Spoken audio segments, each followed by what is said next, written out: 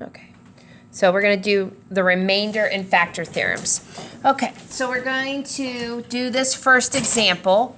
Okay, can you guys read it okay?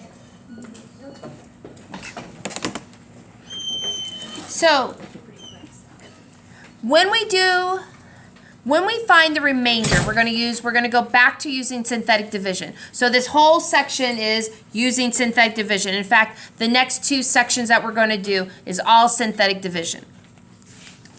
The difference is on the problems that you're going to do for 2 through 12 through 71, they're going to give you a root. That's a root or a solution. And they want to see if it's actually a solution.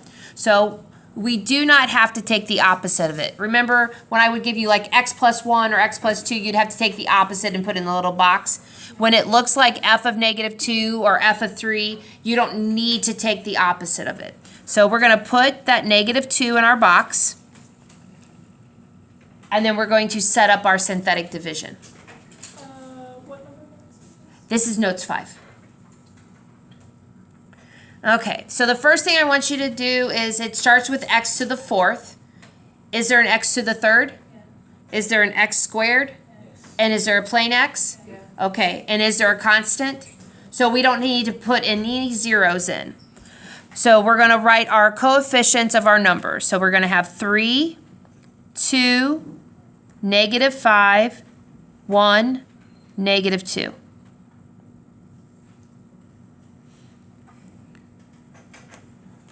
And basically what we're looking for is we're looking for the remainder, okay? The remainder tells us a lot.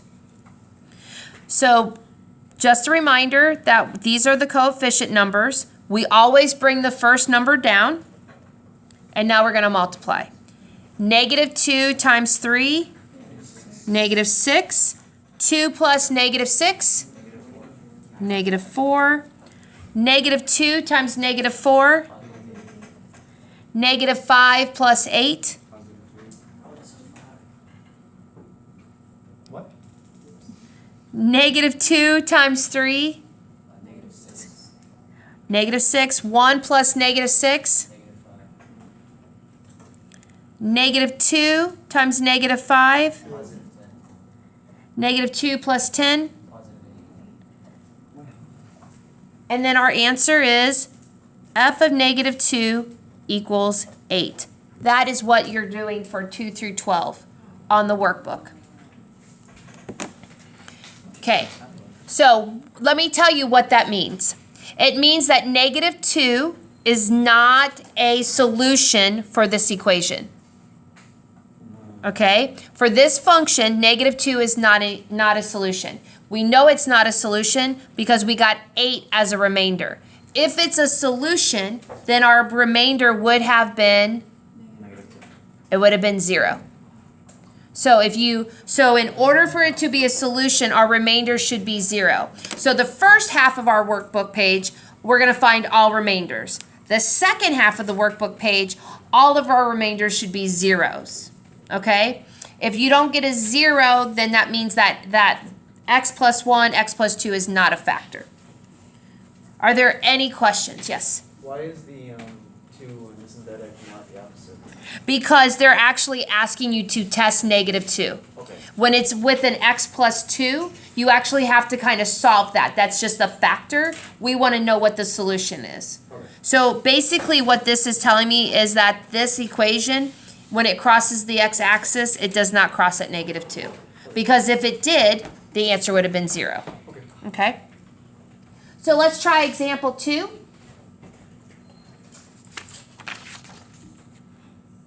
Is this still called synthetic division? Yeah, this is synthetic substitution. So I'm giving you something to plug in to try. Then there's synthetic. We're using synthetic division to see if it works or not. Okay, so now what number are we going to test? We're going to test 3. Bless you. Now I have an x to the 3rd. Do I have an x squared? No. So what do I need to put? What do I have to have? 0. I have to have a 0. And then I have a plain x and I have a negative 1. So we put 5. We're going to put a 0 because there's no x squared. we have a 2, and then we have a -1, and there's always a line between the constant term and the last variable term. Okay. This arrow means, again, you guys, it's just because I've graded some of your tests, means bring down this 5. 3 times 5. 0 plus 15.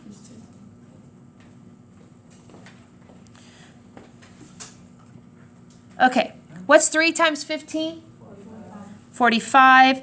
What is 2 plus 45? 3 times 47. And -1 plus 141.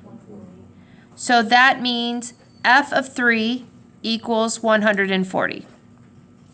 You guys, there is direct substitution, and we usually do that, but synthetic division, using synthetic substitution is a little bit easier. I don't think you make as many sign problems. And again, you guys, we got a remainder, so that means 3 is not a factor. Yes? I should say not a solution. Do we have to write not a solution or solution? Or No, you don't have to.